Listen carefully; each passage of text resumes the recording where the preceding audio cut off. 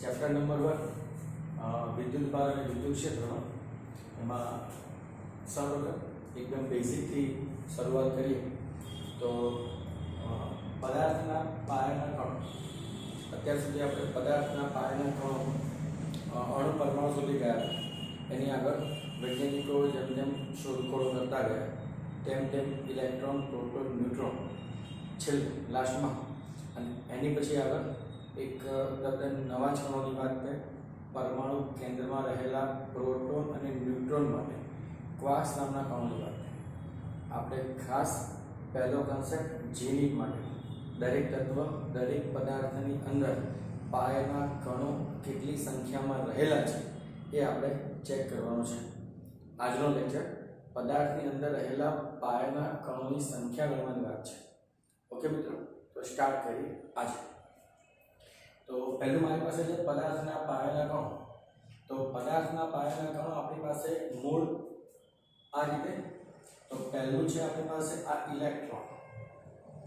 તો ઇલેક્ટ્રોન તમે ભણી ગયા છો કેમિસ્ટ્રીમાં અને નીચલા ધોરણમાં કે ઇલેક્ટ્રોન હંમેશા પરમાણુ કક્ષામાં હોય. ઇલેક્ટ્રોન ક્યાં હંમેશા પરમાણુ કક્ષામાં. અને પ્રોટોન અને ન્યુટ્રોન પરમાણુ કેન્દ્રમાં હોય. પ્રોટોન અને ન્યુટ્રોન ક્યાં હોય? પરમાણુ કેન્દ્રમાં.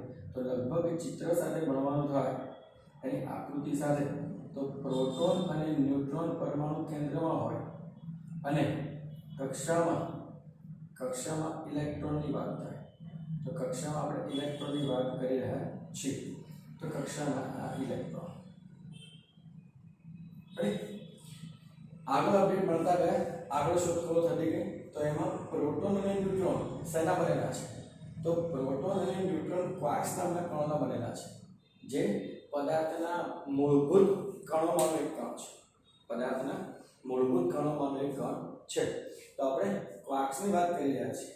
આપણે વાત કરી રહ્યા છે ક્વાર્ક્સની. તો ક્વાર્ક્સના મૂળ આપણી પાસે બોર્ડ ઉપર લખેલા છે ને 6 પ્રકાર છે. ક્વાર્ક્સના મૂળ કેટલા પ્રકાર છે? 6 પ્રકાર. એમાં પહેલો પ્રકાર છે અપ ક્વાર્ક્સ, બીજો પ્રકાર છે ડાઉન ક્વાર્ક્સ, ત્રીજો પ્રકાર છે ટોપ ક્વાર્ક્સ, ચોથો છે બોટમ ક્વાર્ક્સ, પાંચમો છે ચાર્મ ક્વાર્ક્સ અને છઠ્ઠો છે સ્ટ્રેન્ચ ક્વાર્ક્સ. આ 6 પ્રકાર આપણને બુકમાં નથી આપેલા, પણ આપણે યાદ રાખવાના થશે. 6 પ્રકાર ક્વાર્ક્સ માટે. એમાં આપણે જે પાયાના કણો માટે ગણતરી માટે જે કામના છે એ 2 કણો છે, અપ ક્વાર્ક્સ અને ડાઉન ક્વાર્ક્સ. જેમાં અપ ક્વાર્ક્સના વિદ્યુત ભારનું મૂલ્ય આપણી પાસે છે +2/3e. અને અહીંયા ડાઉન ક્વાર્ક્સના વિદ્યુત ભારનું મૂલ્ય છે આપણી પાસે -1/3e. અહીંયા મૂળ 6 માંથી બેઝિક વિદ્યુત ભાર આટલા છે. વિદ્યુત ભાર આટલા છે 2/3e અને -1/3. આ બધા એના રિપીટેશન છે. એટલે આપણે જે કામનું છે લખી રહ્યા છીએ. ખાસ ધ્યાન દે. તો પદાર્થના પાયાના કણો અથવા પદાર્થના બંધારણના કણો વિશે હવે વાત કરીએ તો તમારે લખવાનું પ્રોટોન, ન્યુટ્રોન અને ઇલેક્ટ્રોન. હવે તમારે લખવાનું ખાલી ઇલેક્ટ્રોન અને ક્વાર્ક્સ. કેમ કે પ્રોટોન અને ન્યુટ્રોન જેના બનેલા છે, જે કણોના બનેલા છે, એ હવે ક્વાર્ક્સ નામમાં ઓળખાય છે. અને મેં તમને ક્વાર્ક્સના 6 પ્રકાર લખી આપ્યા છે. અને એના વિદ્યુત ભારની પણ વાત આપણે અહીંયા કરેલી છે. તો આ વિદ્યુત ભારના મૂલ્યની વાત છે અને એના પ્રકારો છે. ખાસ ધ્યાનથી મળી રાખો. ઓકે, હવે પ્રોટોન અને ન્યુટ્રોન. અત્યાર સુધી તમે યાદ રાખો કે પ્રોટોન પર ધન વિદ્યુત ભાર પ્લસ લખો છો અને ન્યુટ્રોન પર 0 એટલે કે તટસ્થ લખો છો. એનું મૂળ કારણ શું એ લખવા પાછળનું તથ્ય શું છે? તો એના માટે ખાસ ધ્યાન રાખજો. પ્રોટોન જે ક્વાર્ક્સના બંધારણનો બનેલો છે એ UUD ક્વાર્ક્સ. U એટલે અપ ક્વાર્ક્સ, બીજો U એટલે અપ ક્વાર્ક્સ, ત્રીજો U એટલે ડાઉન ક્વાર્ક્સ. રેડી? હવે આ યુયુડી કેમ બનેલા છે, કેવી રીતે બનેલા છે એની પણ આપણે માહિતી આમાં લેવાની છે આ લેક્ચરમાં. ટૂંકમાં ક્વાર્ક્સનું ડિટેલ આજે આપણા લેક્ચરમાં ભણવાનું છે. ઓકે, તો ખાસ તૈયાર થઈ જજો આજે. બીજો પોઈન્ટ છે મારી પાસે ન્યુટ્રોન. તો ન્યુટ્રોનનું બંધારણ છે યુડીડી. યુ એટલે અપ ક્વાર્ક્સ, ડી એટલે ડાઉન ક્વાર્ક્સ અને સેકન્ડ ડી એટલે ડાઉન ક્વાર્ક્સ. સેકન્ડ ડી એટલે ડાઉન ક્વાર્ક્સ. તો તમારે અહીંયા જે પ્રોટોનના બંધારણ આપેલા છે એને યુયુડી તરીકે યાદ રાખવાના છે અને ન્યુટ્રોનનું જે બંધારણ છે એને આપણે યુડીડી તરીકે યાદ રાખવાનું છે. યુડીડી તરીકે જે બોર્ડ ઉપર લખેલું છે, જે બોર્ડ ઉપર લખેલું છે ખાસ ધ્યાનથી. તે સેકન્ડ એક મારી પાસે નિયમ છે વિદ્યુત ભાગનું ક્વોન્ટમીકરણ. ગુજરાત બોર્ડનો ટોપિક છે વિદ્યુત ભાગનું ક્વોન્ટમીકરણ. આ વિદ્યુત ભારના ક્વોન્ટમીકરણ માટે આ એક અતિ અગત્યનું સૂત્ર છે. સંખ્યા પરથી વિદ્યુત ભાર મેળવવા માટે, વિદ્યુત ભાર મેળવવા માટેનું સૂત્ર છે આ Q is equal to Ne. Q is equal to Ne. આ Q is equal to Ne શું કહે છે?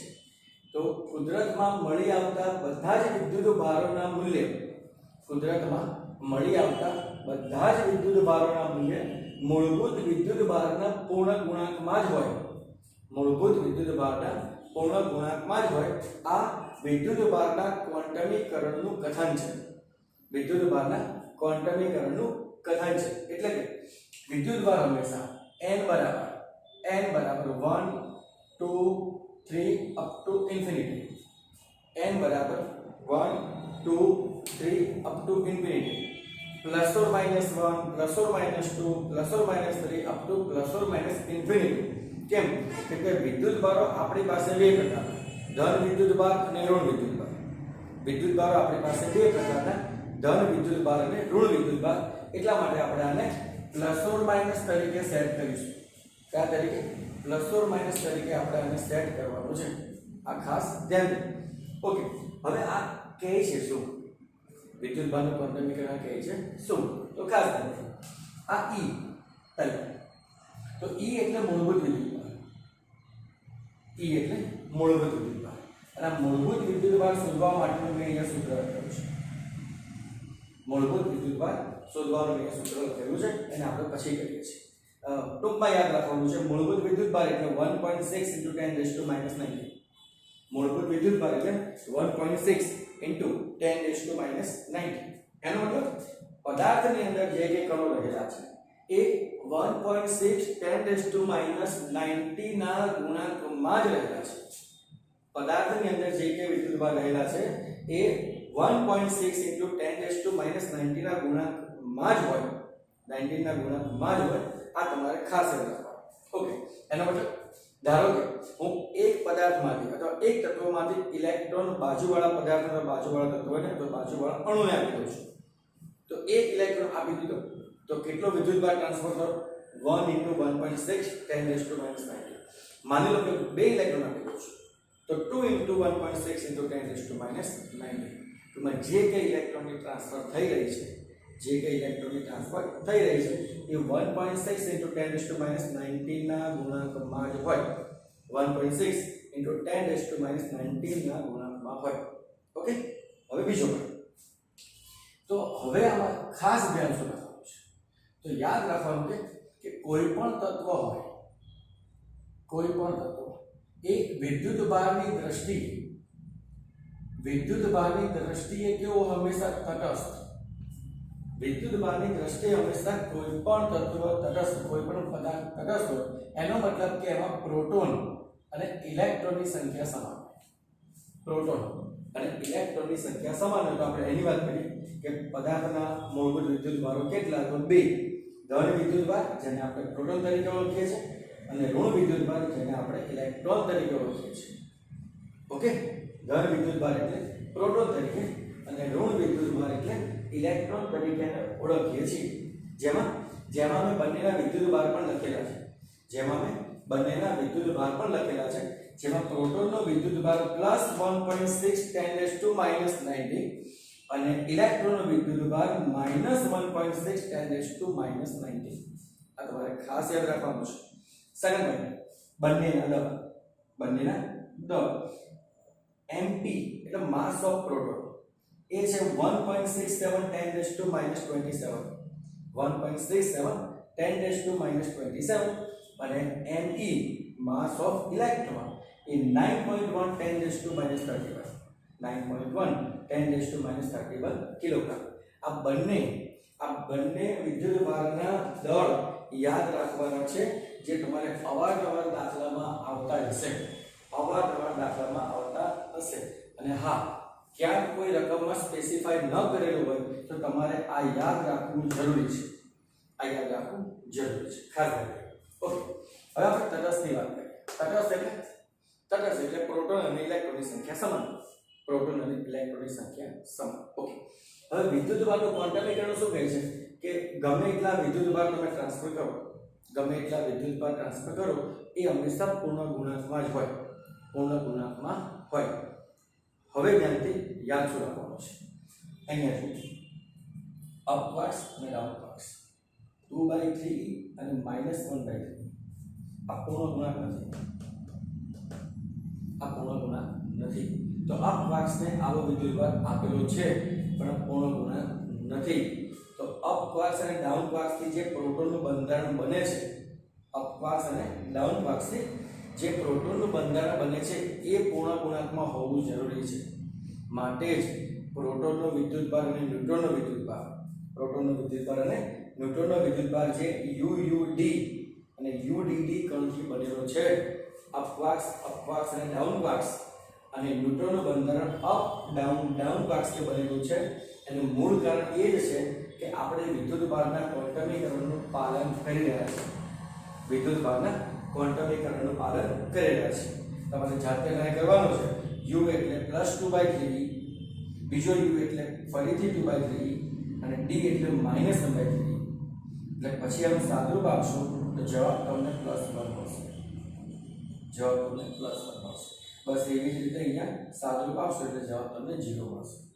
આ થઈ પૂર્ણ ગુણાંકની વાત. પહેલો પોઈન્ટ આ. સેકન્ડ પોઈન્ટમાં આપણે વાત કરીએ છીએ તટસ્થતા. તો કોઈ પણ પદાર્થ વિદ્યુતભારની દ્રષ્ટિએ તટસ્થ હોય એ આપણે સારી રીતે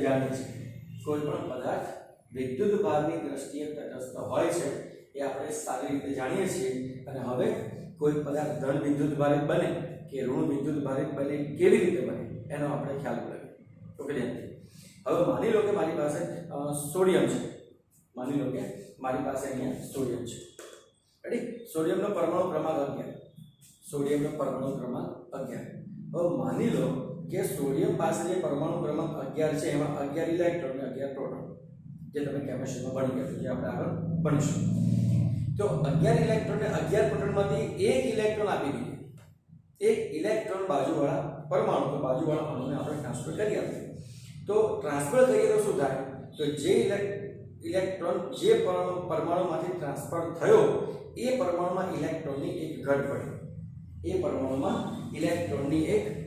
પડી. તો એમાં કોની સંખ્યા વધી? તો એમાં તમને બધાને ખબર છે કે પ્રોટોનની સંખ્યા વધે. એક ઇલેક્ટ્રોન ટ્રાન્સફર થયો, પ્રોટોન નહીં, એક ઇલેક્ટ્રોન ટ્રાન્સફર થાય તો પ્રોટોન વધે એટલે એ તત્વ ધનભારિત થાય.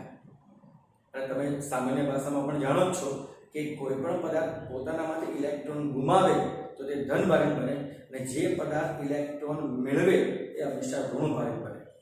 એટલે ઋણભારિત થવું કે ધનભારિત થવું, ટૂંકમાં કોઈ પણ ભારિત થવું એટલે એના ચાર્જમાં ડિસ્ટર્બન્સ થવું, અનઇક્વલાઇઝેશન થવું એટલે એ ભારિત થવું એમ કહેવાય. ખાસ ધ્યાન રાખો. Okay, second. હવે વિદ્યુતભાર છે તો વિદ્યુતભારનો એકમ મેં કુલમ લખેલો છે અને 1 કુલમ એટલે આ ખાસ ધ્યાન રાખજો. આ સૂત્ર તમને ક્યાંય નહીં મળે. 1 કુલમ એટલે મૂળભૂત વિદ્યુતભાર ભાગ્યા 1.6 10 to -19. મૂળભૂત વિદ્યુતભાર ભાગ્યા 1.6 × 10 to -19. અને આપણે જો કોઈ પણ પદાર્થનો મૂળભૂત વિદ્યુતભાર શોધવો હોય તો આના ઉપર આગળ ગુણાકાર. આના ઉપર ગુણાકારમાં આપી દઈશું તો જવાબ આવશે આપણને 1.6 × 10 to -19 કુલમ. એટલે સંખ્યા આધારિત તમારે વિદ્યુતભાર શોધવાની વાત થાય તો એનો મૂળભૂત વિદ્યુતભાર સાથે ગુણાકારમાં આપી દેવો. મૂળભૂત વિદ્યુતભાર સાથે ગુણાકારમાં આપી દેવો. આ ખાસ ધ્યાન રાખવાની વાત છે. ઓકે, આગળ સેકન્ડ પોઈન્ટ છે મારી પાસે. તો સેકન્ડ પોઈન્ટ છે આપણું આ ધોરણ 12 નું પાર્ટ 1 નું પુસ્તક જે આપણે 8 ચેપ્ટર આપેલા છે એ 8 ચેપ્ટરનો બેઝિક કન્સેપ્ટ કયો છે. તો 8 ચેપ્ટર વિદ્યુતભારની ગતિવિધિને અનુલક્ષીને બનેલા છે. 8 ચેપ્ટર વિદ્યુતભારની ગતિવિધિને અનુલક્ષીને બનેલા છે. જેમાં વિદ્યુતભાર જે વિદ્યુતભાર છે એની ગતિવિધિ કઈ. તો ખાસ તો વિદ્યુતભાર કદાચ સ્થિર હોઈ શકે, વિદ્યુતભાર કદાચ વેગથી અચળ વેગથી ગતિ કરી શકે, અથવા વિદ્યુતભાર પ્રવેગિત ગતિ કરતો હોય. પ્રવેગિત ગતિ એટલે તમને ખબર છે કે અંતિમ વેગ વધારે હોય કોના કરતા, પ્રારંભિક વેગ કરતા. એટલે પ્રવેગ તમારો ધન બને, પ્રવેગ તમારો ધન બને માટે જ એ પ્રવેગિત ગતિ તરીકે ઓળખાય. માટે એ પ્રવેગિત ગતિ તરીકે ઓળખાય. ઓકે, હવે વિદ્યુતભાર સ્થિર હોય, અચળ વેગથી ગતિ કરે અને પ્રવેગિત ગતિ કરે તો એના કારણે થાય શું? તો એનો જે કન્સેપ્ટ છે અહીંયા એકદમ સિમ્પલ રીતે લખેલો છે. આ જ તમારે યાદ રાખવાનું છે અને આ કન્સેપ્ટથી જ આપણે દરેક ચેપ્ટરને ભણવાનું છે. ઓકે, પહેલો જો વિદ્યુતભાર સ્થિર હોય તો E એટલે કે માત્ર વિદ્યુત ક્ષેત્ર જ ઉત્પન્ન થાય. માત્ર વિદ્યુત ક્ષેત્ર જ ઉત્પન્ન થાય. જ્યારે વિદ્યુતભાર સ્થિર હોય એનો મતલબ V બરાબર 0 હોય તો, જો V બરાબર 0 હોય તો માત્ર વિદ્યુત ક્ષેત્ર જ ઉત્પન્ન થાય. વિદ્યુતભાર સ્થિર હોય તો એટલે કોઈ પણ વિદ્યુતભાર સ્થિર ધારીએ અને એ પોતાનામાં વિદ્યુત ક્ષેત્ર જ ઉત્પન્ન કરે એવી જ આપણે કલ્પના કરવાની છે. અને કલ્પના નથી, આ ખરેખર વાસ્તવિકતા છે. આવું બને છે. ઓકે, આગળ તો આ સ્થિર વિદ્યુતભારના ગતિવિધિ પરથી આપણું જે શાસ્ત્ર બન્યું એ સ્થિત વિદ્યુત શાસ્ત્ર. આ સ્થિત વિદ્યુત શાસ્ત્ર છે એમાં આપણે ચેપ્ટર નંબર 1 અને ચેપ્ટર નંબર 2 ભણવાનું છે. ચેપ્ટર નંબર 1 અને ચેપ્ટર નંબર 2 આમાં ક્યાંય તમારે વિદ્યુતભારને ગતિ નથી કરાવવાની, વિદ્યુતભારને સ્થિર રાખીને જ ભણવાની વાત છે. ઓકે, સેકન્ડ વિદ્યુતભાર v વેગથી ગતિ કરતો હોય. ખાસ ધ્યાન રાખજો, વિદ્યુતભાર v વેગથી ગતિ કરતો હોય પણ v વેગ અચળ હોય. એનો મતલબ શરૂઆતનો અને અંતિમ વેગ સમાન થાય. જો શરૂઆતનો વેગ અને અંતિમ વેગ સમાન થાય તો એ વિદ્યુત ક્ષેત્ર સાથે ચુંબકીય ક્ષેત્ર પણ ઉત્પન્ન કરે. એ વિદ્યુત ક્ષેત્ર સાથે ચુંબકીય ક્ષેત્ર પણ ઉત્પન્ન કરે છે. સેકન્ડ, જો વિદ્યુતભાર પ્રવેગી ગતિ કરતો હોય, જો વિદ્યુતભાર પ્રવેગી ગતિ કરતો હોય તો એ હંમેશા વિદ્યુત ચુંબકીય તરંગો ઉત્પન્ન કરે. ઇલેક્ટ્રોમેગ્નેટિક વેવ્સ શું ઉત્પન્ન કરે?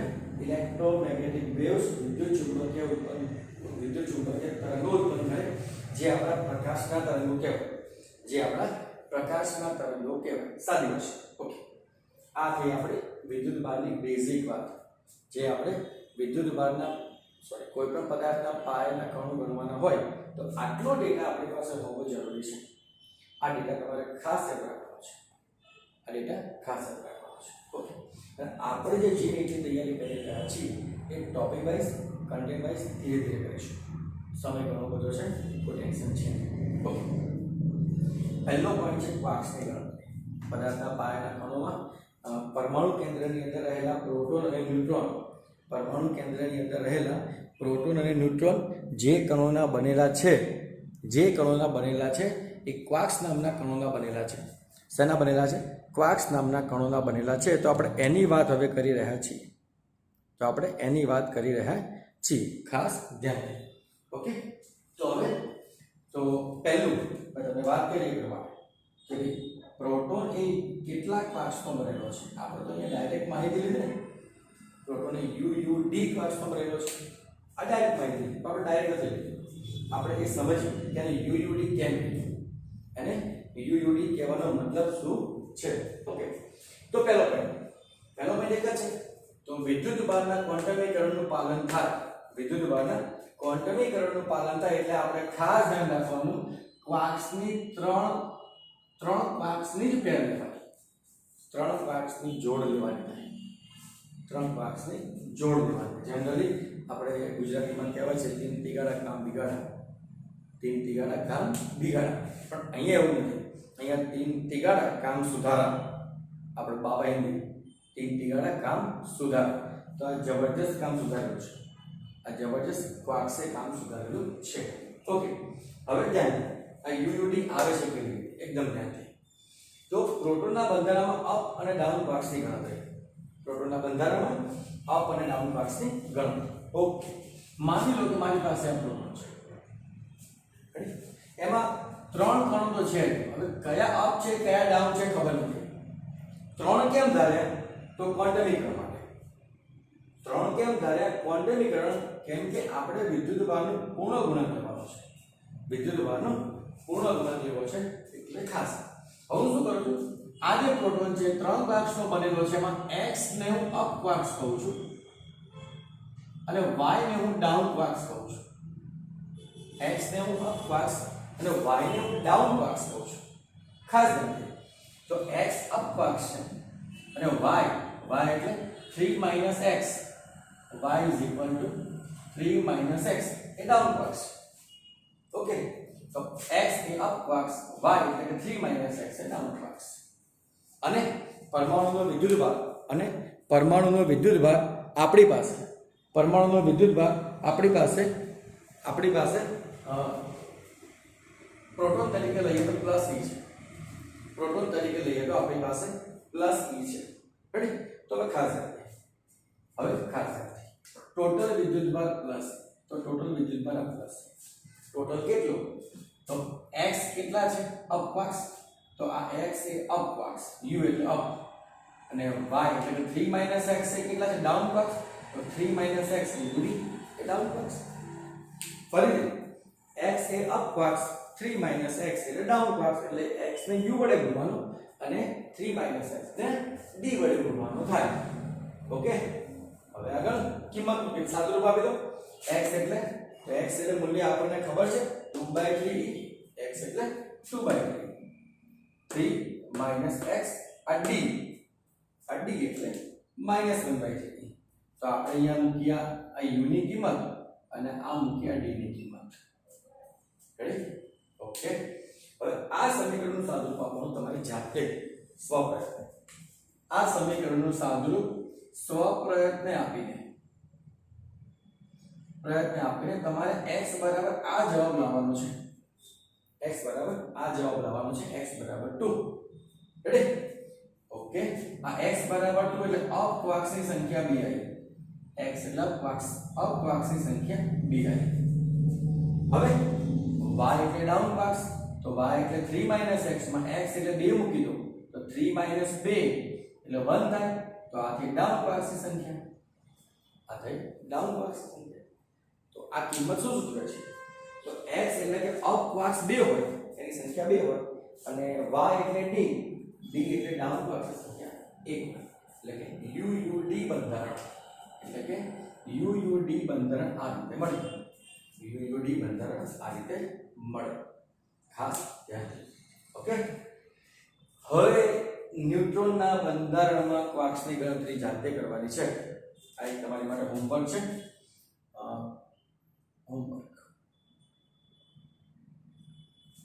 ન્યુટ્રોનમાં ક્વાર્ક્સની ગણતરી જાતે કરવી. ખાસ ધ્યાનથી ભૂલાય નહીં. ઓકે, એમાં તમારે યાદ ખાલી એટલું રાખવાનું છે. એટલું જ રાખવાનું છે. આ આખી રકમ અહીંયા લખવાની. અહીંયા સુધી ખાલી જે વિદ્યુતભાર છે આ જે વિદ્યુતભાર, તો ન્યુટ્રોનનો વિદ્યુતભાર કેવો છે? 0. ન્યુટ્રોનનો વિદ્યુતભાર કેટલો છે? 0. જો ન્યુટ્રોનનો વિદ્યુતભાર 0 અહીંયા લખી નાખો, તો ન્યુટ્રોનનો વિદ્યુતભાર અહીંયા 0 લખી નાખો, તો આ સાદુરૂપ xu × 3 - x × d બરાબર 0. અને પછી એનું સાદુરૂપ આપી દો કિંમત મૂકીને, તો તમને x બરાબર 1 મળશે અને y એટલે 2 મળશે. x એટલે અપ ક્વાર્ક્સ, y એટલે ડાઉન ક્વાર્ક્સ. એટલે આ બંધારણ થાય UDD બંધારણ. આ થાય UDD બંધારણ. ઓકે વિદ્યાર્થીઓ મિત્રો, તો જોઈ લો શાંતિથી, ચેક કરી લો. વિડિયો આગળ રન થતો હશે તો એને પૂછનું બટન દબાવીને એકવાર ધ્યાનથી ગણતરી ચેક કરી લો. કાંઈ પણ ખબર ન પડી હોય તો જાતે મનોમંથન કરો. પણ યાદ રાખો.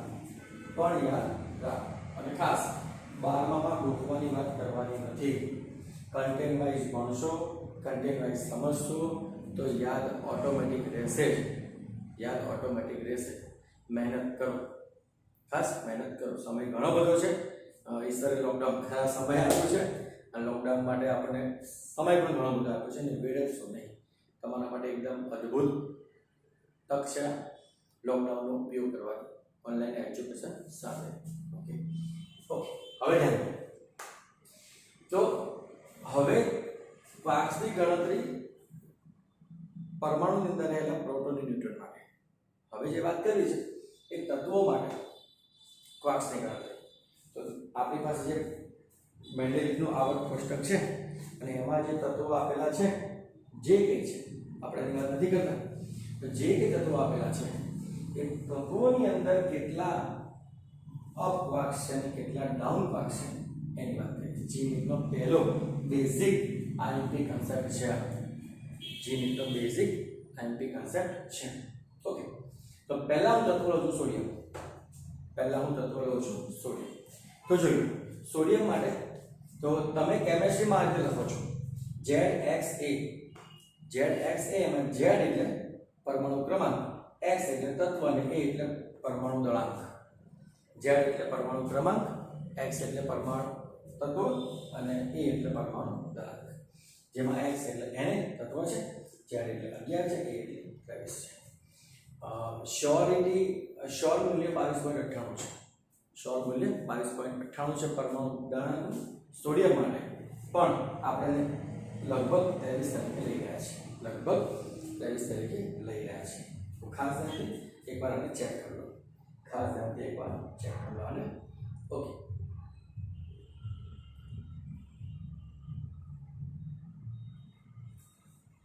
ચાલો કેમિસ્ટ્રીમાં ભણી ગયા એ પ્રમાણે Z એટલે પરમાણુ ક્રમાંક એટલે પ્રોટોન અને ઇલેક્ટ્રોન. પરમાણુ ક્રમાંક એટલે પ્રોટોન અને ઇલેક્ટ્રોન 11 બંને 11 છે. ખાસ ધ્યાન. તો પરમાણુ દળાંક એટલે પરમાણુ કેન્દ્રની અંદર રહેલા કણોના દળોનો સરવાળો. પરમાણુ કેન્દ્રની અંદર રહેલા કણોના દળની વાત છે. તો પરમાણુ કેન્દ્રની અંદર કોણ છે મારી પાસે? Proton, neutron. પરમાણુ કેન્દ્રની અંદર કોણ છે મારી પાસે? પ્રોટોન અને ન્યુટ્રોન. તો પરમાણુ કેન્દ્રની અંદર રહેલા પ્રોટોન અને ન્યુટ્રોનની વાત છે. તો પરમાણુ દળાંક એટલે A પ્રોટોન ન્યુટ્રોન લખેલા છે. જેમાં પ્રોટોનને આપણે Z વડે દર્શાવીશું. પ્રોટોનને Z વડે, ન્યુટ્રોન એઝ ઇટ ઇઝ. પ્રોટોનને આપણે Z વડે, ન્યુટ્રોન એઝ ઇટ ઇઝ. તો જો n ને સૂત્ર કરતા બનાવો, ન્યુટ્રોનના અંકને સૂત્ર કરતા બનાવો તો જવાબ કેટલો આવે? તો પરમાણુ દળાંક 23 આપેલું છે અને પરમાણુ ક્રમાંક 11 આપેલો છે. પરમાણુ ક્રમાંક 11 છે અને પરમાણુ દળાંક 23 છે. તો જવાબ તમારો 12 થશે. આપણે પરમાણુ કેન્દ્રની અંદર રહેલા પ્રોટોન અને ન્યુટ્રોનને ગણવાના છે ક્વાર્ક્સ તરીકે. તો પ્રોટોન અને ન્યુટ્રોનને બે ભાગ પડશે. રેડી? એકદમ ધ્યાન દેવો. પ્રોટોન એટલે અપ અને ડાઉન. અહીંયા લખેલું છે. પ્રોટોન એટલે અપ એન્ડ ડાઉન. ઓકે, બસ સેમ વે ન્યુટ્રોન છે અપ ડાઉન. તો ન્યુટ્રોન છે અપ ડાઉન. ઓકે, તો પ્રોટોનના કિંમતની વાત છે અપ અને ડાઉન. અહીંયા અપ ડાઉન. ઓકે, પ્રોટોનની કિંમત કેટલી આવી? 11. તો 11. ઓકે, હવે ન્યુટ્રોનની કિંમત કેટલી આવી? તો ન્યુટ્રોનની કિંમત 12 આવી. તો 12. બરાબર છે. હવે તમે જાતે સરવાળો કરી શકો છો. અપ ગણી લો અને ડાઉન ગણી લો. જે u બરાબર 11 અને 12 દેખાય છે, u બરાબર 11 અને 12 દેખાય છે એટલે ગણતરી કરો 11 + 11 + 12 એટલે તમને મળશે 34. અને ડાઉન 11 + 12 + 12 એટલે તમને મળશે 35. તો જો આ એક જીનીટનો પહેલો જ એકદમ ઈઝી રીતે સમજાવેલો ટોપિક છે. એકદમ ઈઝી. બને ત્યાં સુધી આપણે વેરી ઈઝી મેથડથી જીનીટ ભણવાનો પ્રયત્ન કરીશું. મેક્સિમમ શોર્ટકટ સૂત્રથી પ્રયત્ન કરીશું. દરેક દાખલા બે રીતે ગણીશું. એક તમારી બોર્ડની રીતે અને એક શોર્ટકટ રીતે. ટ્રાય આઉટ કરીશું કે શોર્ટકટ રીતે ગણી શકાય જીનીટ માટે. બાકી બોર્ડ માટે તો વ્યવસ્થિત વર્ણનપૂર્વક લખવાનું થશે. એટલે તો આ રીતે તમે બીજા 4-5 તત્વો બનાવીને જાતે સેટ કરી શકો છો કે અપ ક્વાર્ક્સ અને ડાઉન ક્વાર્ક્સ કેવી રીતે ગણતરી કરી શકાય. ઓકે, આભાર.